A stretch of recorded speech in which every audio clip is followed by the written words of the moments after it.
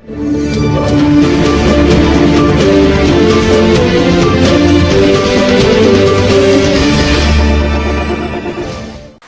à tous, Laurence Maserati en compagnie de Jean-Louis Plassard, le plus jeune candidat aux élections présidentielles de toute l'histoire de France, qui nous présente ici même le Parti démocratique en direct de sa demeure. Bonjour Monsieur Plassard. Bonjour Laurence. Tout d'abord, pourquoi avez-vous décidé de vous présenter comme candidat à l'élection présidentielle 2012 ? Ces dernières années m'ont fait voir l'incapacité des personnes élues à sortir la France de son état de stagnation. Je veux donc encourager le peuple à choisir le bon chemin afin d'améliorer ses conditions de vie. Les Français méritent une meilleure vie.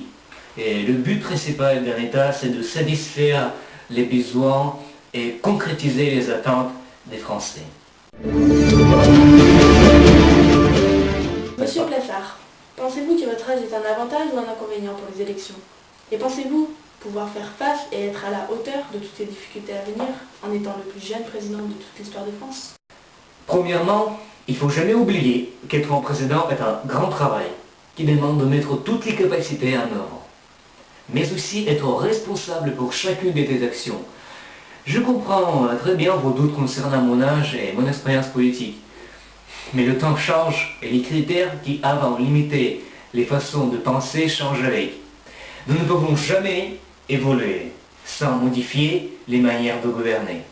On peut toujours trouver des excuses pour ne pas faire telle et telle chose, et mon âge, pour certains, sera encore une, mais le temps où la peur régnait doit passer. Je vais prouver qu'un jeune président peut concrétiser les attentes des Français, qu'importe son âge ou son statut social. Monsieur Plassard, qu'avez-vous à dire maintenant, pour conclure, aux électeurs qui vous soutiennent? Mes camarades, comme un candidat d'un parti démocratique, je prends toujours en compte l'avis et l'opinion du peuple dans mes décisions. Si je suis président, je vous promets que mon objectif principal sera de redresser la France, de la stabiliser et avant tout de redonner l'espoir aux jeunes pour que les générations futures aient la même espérance.